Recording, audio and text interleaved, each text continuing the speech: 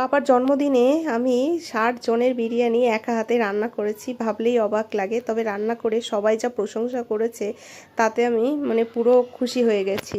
তো সকাল সকাল কিন্তু বসে পড়েছি সবজি কাটতে। আসলে আজকে হচ্ছে ১১ই জুলাই আর আজকে হচ্ছে আমার পাপার জন্মদিন।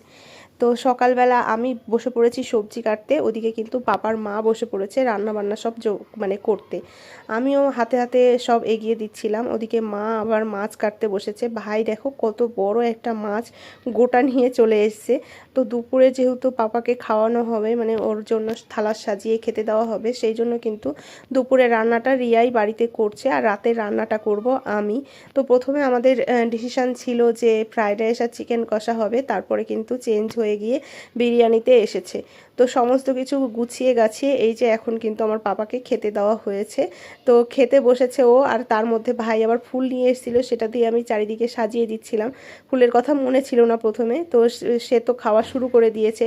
তার ফেভারিট হচ্ছে পাঁপড় ভাজা, সে পাঁপড় ভাজা খাওয়া শুরু করে দিয়েছে। পাপার খাওয়া দাওয়া হয়ে যাওয়ার পরে এই যে এখন কিন্তু রাতের রান্নার জন্য প্রিপারেশন চালু করে দিয়েছি। ওই যে বললাম একা হাতে ৬০ জনের বিরিয়ানি রান্না করব, তবে ৭০ জনের মতো আর কি বিরিয়ানির আয়োজন আমরা করেছিলাম যদি লেগে যায় সেই জন্য। তো ওখানে আমি বিরিয়ানির চিকেনটাকে ভালো করে হচ্ছে নুন হলুদ যা যা লাগে সব দিয়ে রেডি করে ভাই এদিকে ভাজতে বসিয়ে দিয়েছে। প্রথমে আলুগুলো ভেজে তারপরে হচ্ছে এই যে বিরিয়ানির মাংসগুলো সুন্দর করে ভেজে নিচ্ছে। আসলে কি বলতো, যেহেতু আমি ফোনটা রাখতে পারিনি সাথে, আর আমি রান্না বান্না করছিলাম, ব্যস্ত ছিলাম, ক্যামেরাটা ঠিকঠাকভাবে করতে পারিনি। ওই যার যখন একটু মনে হয়েছে ক্যামেরাটা করতে তখন সে করেছে, ঠিকভাবে তোমাদের সঙ্গে শেয়ার করা হয়ে ওঠেনি। তবে এই রকম বিরিয়ানি তোমরা যদি দেখতে চাও আমাকে অবশ্যই কমেন্ট করবে, আমি কিন্তু আবার তোমাদের সঙ্গে শেয়ার করব রান্না করে। আসলে সেই দিন পুরো রেস্টুরেন্টের স্টাইলে আমি রান্না করেছিলাম। এমনি তো আমি ১০-১২ জনের বিরিয়ানি বাড়িতে হামেশাই করে থাকি, তবে এত জনের বিরিয়ানি যে একসঙ্গে করব ভেবে উঠতে পারিনি। প্রথমে তো ভীষণ নার্ভাস ছিলাম, তারপরে যখন খেয়ে সবাই প্রশংসা করেছে তখন তো আমি একেবারে মুখ লুকানোর জায়গা পাচ্ছিলাম না লজ্জার চোটে।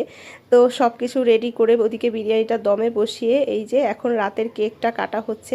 আর কেকটা এত স্বাদ হয়েছে কি বলবো, গাজল থেকে নেওয়া হয়েছে কেকটা, তপতিদির কাছ থেকে। গাজল থেকে যারা আমার ভিডিও দেখছো তারা যদি কেক অর্ডার করতে চাও তাহলে তপতিদির কাছ থেকে নেবে। এত ভালো কেক বানায়, কি বলবো, মুখে দিলে না পুরো মাখনের মতো কেকটা লাগে। তো কেক কাটা হয়ে গেছে আর আমার পাপা তো ভীষণ খুশি, বেলুন ফাটাতে ভীষণ ভালোবাসে, সেই জন্য এই বড় বেলুনটা কিন্তু ওই ফাটালো। আর নিচে তো অনেক লজেন্স পড়েছে, বেলুনের মধ্যে যেহেতু লজেন্স ভরা ছিল সেই জন্য। তো পাপাকে আমি আবার আর কি লজেন্সগুলো তোলার জন্য বলছিলাম, পাপা দেখ কত লজেন্স, তুই কুড়া কুড়া। তো পাপা আবার কুড়াচ্ছিল। কেক কাটিংয়ের পরে কিন্তু আমাদের সবার খাওয়া দাওয়া মোটামুটি হয়ে গেছে, যারা নিমন্ত্রিত ছিল